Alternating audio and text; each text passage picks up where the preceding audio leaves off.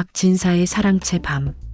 때는 조선 팔도에 흉흉한 소문이 돌던 어느 깊은 가을밤이었습니다. 고을에서 내로라 하는 세도가인 박진사의 집 사랑채에는 촛불이 일렁이며 기괴한 그림자를 만들어내고 있었습니다. 겉으로는 고고한 선비인 척했지만 박진사는 탐욕과 욕정으로 가득 찬 인물이었습니다. 그는 최근 새로 들인 척 홍매의 달콤한 꾀임에 빠져 조강지처인 윤씨 부인을 내쫓을 궁리를 하고 있었습니다. 윤씨 부인은 가문이 기운 탓에 시집올 때 가져온 재산은 적었으나 그 성품만큼은 맑은 샘물 같아 집안 종들의 존경을 한 몸에 받던 이였습니다. 하지만 박진사에게 부인의 결백함은 오히려 자신의 부도덕함을 비추는 거울 같아 거북할 뿐이었습니다. 홍매는 박진사의 무릎에 앉아 간드러진 목소리로 속삭였습니다. 날이 언제까지 저 답답한 안사람의 눈치를 보실 겁니까? 제가 알아둔 자들이 있으니 부정한 여인으로 몰아 내쫓기만 하십시오. 뒷일은 제가 다 알아서 하겠습니다. 박진사는 허허거리며 그녀의 손을 잡았습니다. 자네 말이 옳네. 대를 잊지 못하는 것도 서러운데 마음마저 콩밭에 가 있다고 소문을 내면 어느 누구도 그녀를 편들지 못할 걸세. 그들의 대화는 어두운 방 안에서 독사처럼 따리를 틀고 있었습니다. 이 음모가 한 여인의 목숨을 앗아갈 수도 있다는 사실에 박진사는 눈 하나 깜빡하지 않았습니다. 오히려 집안의 재산을 온전히 홍매와 차지할 생각에 입가에는 비열한 미소만이 가득했습니다. 어둠이 짙어질수록 사랑채에서 새어나오는 웃음소리는 더욱 소름 끼치게 변해갔습니다. 박진사 내일이면 그 지겨운 얼굴을 안 봐도 되겠구먼. 내 자네 말대로 이미 하인 몇몇을 매수해 두었으니 부인이 정을 통한 사내가 있다는 증언을 받아내는 건 일도 아닐세. 자네의 그 영리함이 내 마음을 아주 쏙 빼놓는구먼. 첩 홍매호호 날이 그뿐만이 아닙니다. 부인이 쫓겨나는 길목에 산적들을 풀어두었습니다. 가문에서 쫓겨난 여인이 산적들에게 욕까지 보았다는 소문이 나면 다시는 이 근방에 발도 못 붙일 것이고 스스로 목숨을 끊지 않고는 못 베길 것입니다. 별채 문밖밤. 하지만 이들의 천인공노할 모의를 담벼락 너머에서 듣고 있던 귀가 있었습니다. 바로 이 집의 머슴 돌쇠였습니다. 돌쇠는 어릴 적 부모를 잃고 거리를 떠돌다 윤씨 부인의 자비로 이 집의 머슴이 된 인물이었습니다. 평소 마님은 돌쇠가 배를 굶지 않게 남몰래 먹을 것을 챙겨주기도 했고 추운 겨울엔 헌 손바지라도 내어주며 그의 고단한 삶을 위로해 주었습니다. 돌쇠에게 마님은 단순한 상전이 아니라 평생을 바쳐 지켜야 할 등불 같은 존재였습니다.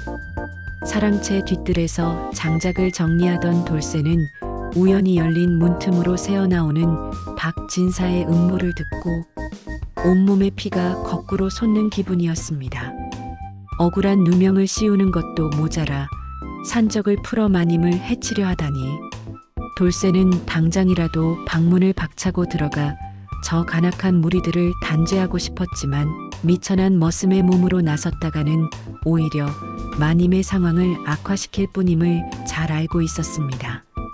그는 어둠 속에서 주먹등이 하얗게 질리도록 손을 꽉 쥐었습니다. 내 죽는 한이 있어도 마님만큼은 반드시 살려야 한다.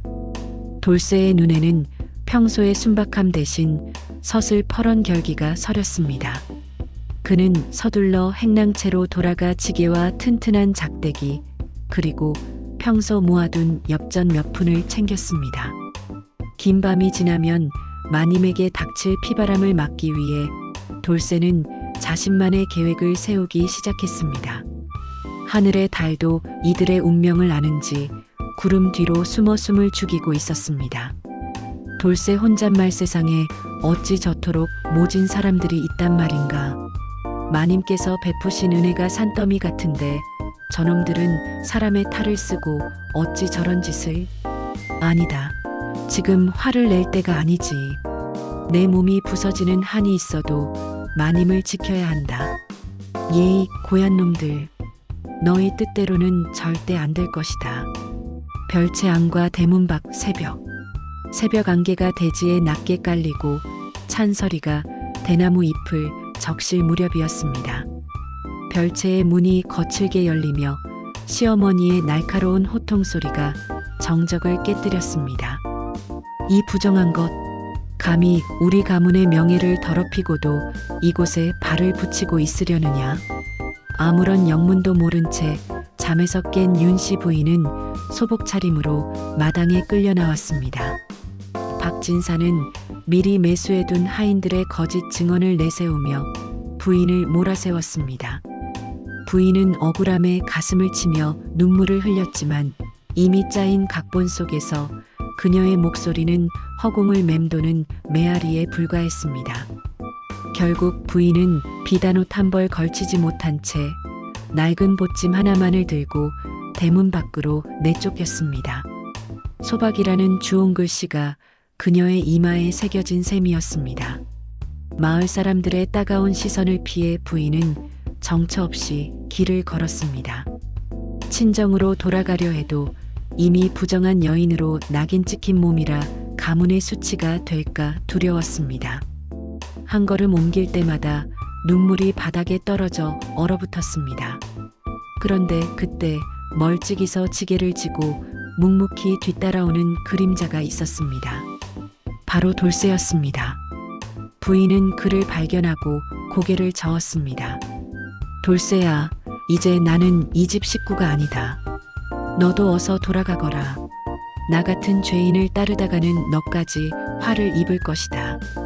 하지만 돌쇠는 아무 말 없이 마님과의 거리를 유지하며 묵묵히 걸음을 옮길 뿐이었습니다. 돌쇠의 눈에는 마님의 슬픔보다 더 큰 결심이 서려 있었습니다. 윤씨 부인 돌쇠야, 부질없는 짓이다. 내 팔자가 기구하여 이런 수모를 겪는 것이니 너는 그만 집으로 돌아가 내 살 길을 찾거라. 내 하늘에 맹세코 부끄러운 짓을 한 적이 없거늘 어찌 이리 가혹한 운명을 주시나이까? 이제 나는 죽으러 가는 길이나 다름없으니 나를 잊어라. 돌쇠 대사마님, 소인 갈 곳이 없습니다. 저를 거두어 주신 분이 마님이신데 어디로 가란 말씀입니까? 저를 부리지 않으셔도 좋으니 그저 저 험한 고갯길까지만이라도 뒤를 따르게 해주십시오. 제 마음이 편치 않아 그러니 제발 막지 마십시오. 깊은 밤 고갯길 밤. 해는 어느덧 뉘엿뉘엿 지고 사방은 칠흑 같은 어둠에 잠겼습니다. 부인이 넘어야 할 까마귀 고개는 짐승과 산적이 출몰하기로 유명한 험준한 곳이었습니다. 몸과 마음이 지칠 대로 지친 부인은 가파른 오르막길에서 몇 번이나 발을 헛디디며 넘어졌습니다. 그때마다 돌쇠가 나타나 묵묵히 부축해 주었습니다. 고개의 정상에 다다랐을 무렵 갑자기 숲속에서 짐승의 울음소리보다 더 기괴한 웃음소리가 들려왔습니다. 히히, 기다리던 손님이 오시는군. 횃불을 든 대여섯 명의 사내들이 길을 막아섰습니다. 그들은 박진사의 첩 홍매가 돈을 주고 고용한 자객과 산적들이었습니다. 그들의 눈에는 살기와 탐욕이 가득했습니다. 칼날이 달빛을 받아 번뜩이자 부인은 비명조차 지르지 못한 채 바닥에 주저앉고 말았습니다. 저 여자를 잡아라. 나리가 말씀하신 대로 처리하면 큰 상금이 떨어진다. 산적들이 짐승처럼 달려들던 그 순간 지게를 내려놓은 돌쇠가 마님 앞을 가로막았습니다. 그의 손에는 묵직한 지게 작대기가 들려 있었습니다. 평소 순박하기만 하던 돌쇠의 얼굴은 온데간데 없고 마치 분노한 호랑이와 같은 기세가 뿜어져 나왔습니다. 산적들은 머슴 하나쯤은 우습게 여겼지만 그것은 그들의 큰 착각이었습니다. 돌쇠는 마님을 지키겠다는 일념 하나로 자신의 목숨을 걸고 사지로 뛰어들 준비가 되어 있었습니다. 산적어이 머슴놈아. 목숨이 아깝거든 저 계집을 내놓고 꺼져라. 이건 내 놈이 상관할 일이 아니다. 죽고 싶어 환장했느냐? 돌쇠 대사 이놈들. 어느 안전이라고 함부로 발을 내딛느냐? 내 뼈를 깎는 한이 있어도 마님 몸끝 하나 건드리지 못한다. 너희 같은 짐승만도 못한 놈들에게 우리 마님을 넘겨줄 줄 알았더냐? 오늘 여기서 내 손에 죽어봐라. 난전 상황. 싸움은 처절했습니다.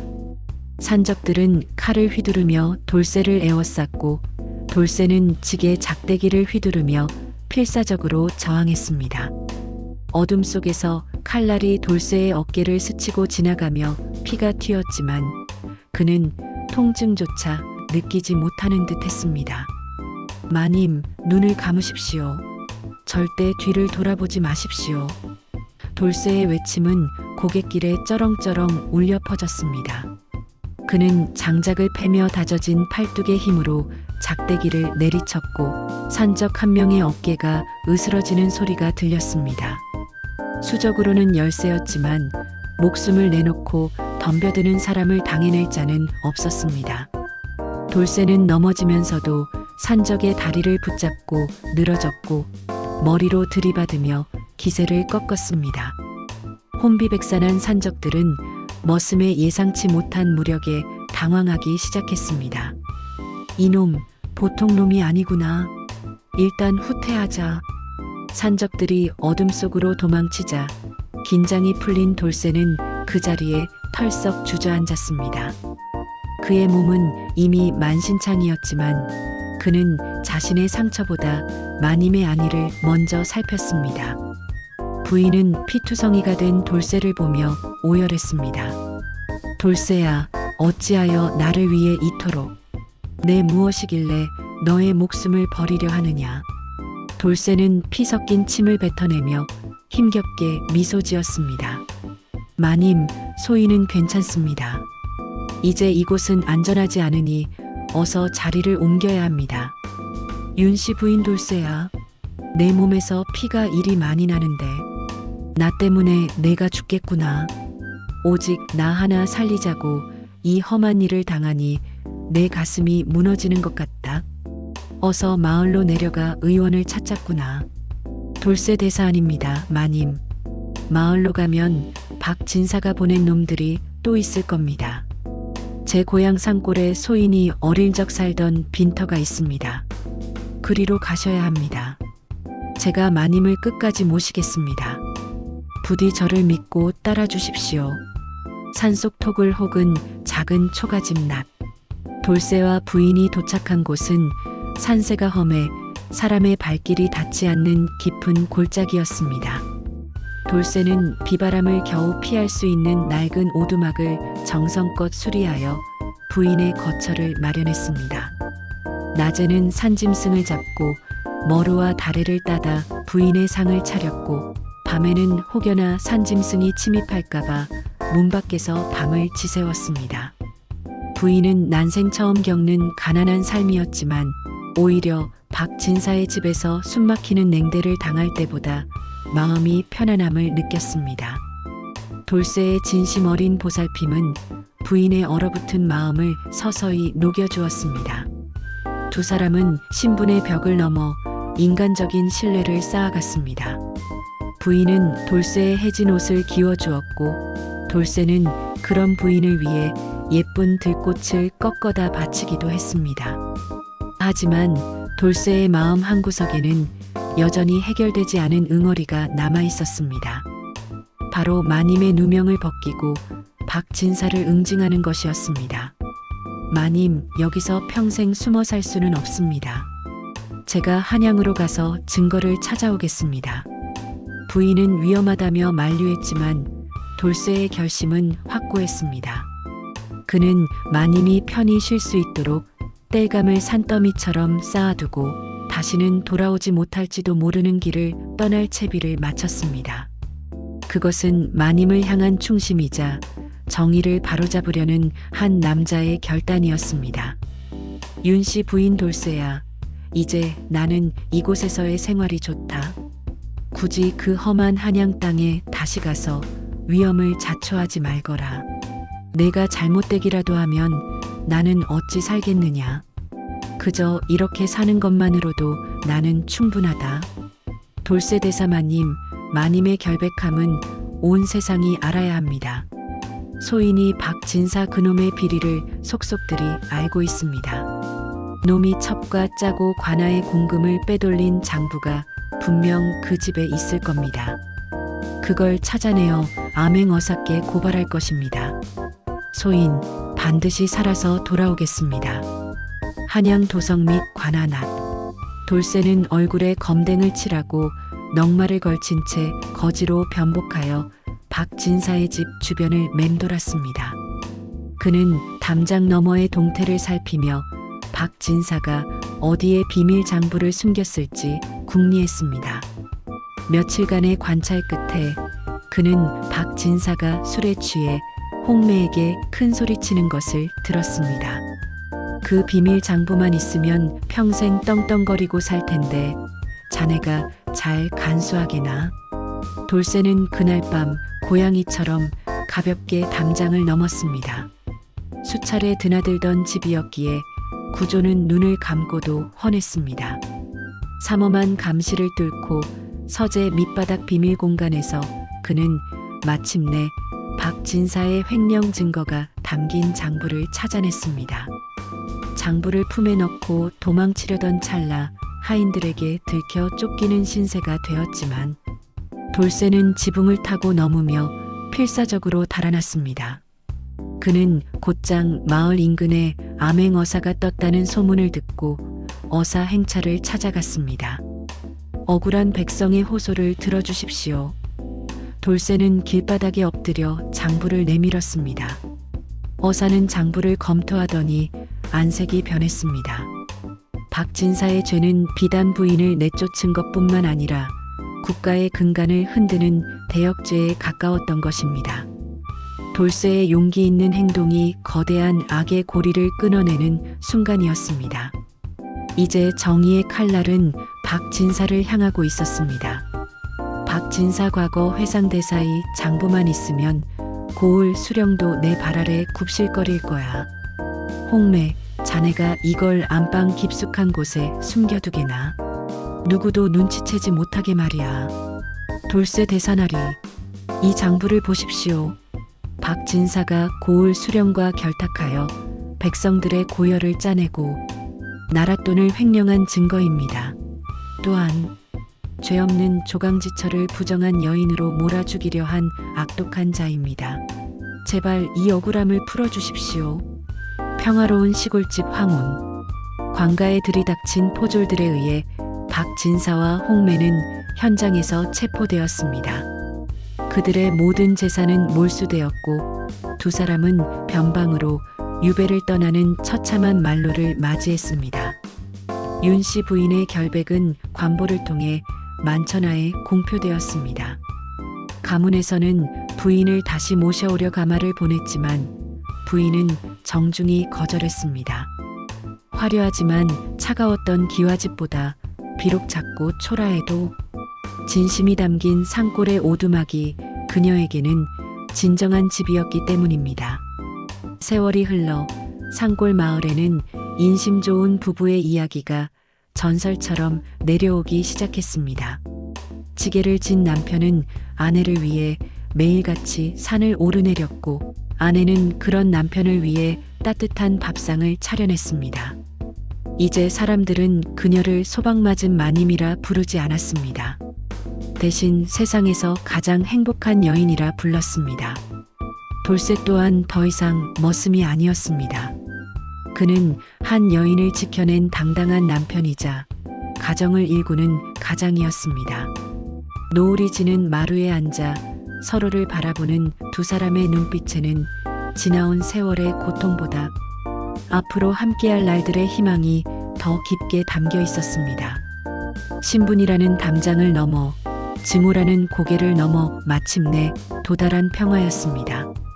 돌쇠가 정성껏 따온 머위나무를 올리자 부인이 환하게 웃습니다. 그 웃음소리가 산골 골짜기를 타고 멀리 퍼져나갔습니다. 돌쇠 대사 부인, 오늘 저녁은 산에서 따온 머위가 아주 답니다. 힘들게 구한 보람이 있구먼요. 이제는 근심 걱정 다 잊으시고 그저 만나게 드셔주십시오. 제가 평생 만난 것만 찾아 바치겠습니다. 윤씨 부인 대사 그래요, 서방님. 당신과 함께 먹으니 세상 어느 진수성찬보다 달고 맛나구려. 화려한 가문도 비단옷도 당신의 이 따뜻한 마음 하나만 못한 것을 예전엔 왜 몰랐을까요? 우리 이제 이 산골에서 오래도록 행복하게 삽시다. 나레이션 지위와 신분보다 깊었던 한 남자의 의리와 그 마음을 알아준 한 여인의 보온. 이들의 이야기는 시대를 흘러 오늘날에도 우리에게 진정한 사랑과 정의가 무엇인지 조용히 속삭여줍니다. 담장을 넘은 것은 단순한 머슴이 아니라 사람을 향한 진심 어린 사랑이었습니다. 1. 여러분이 주인공이라면 어떤 선택을 하셨을까요?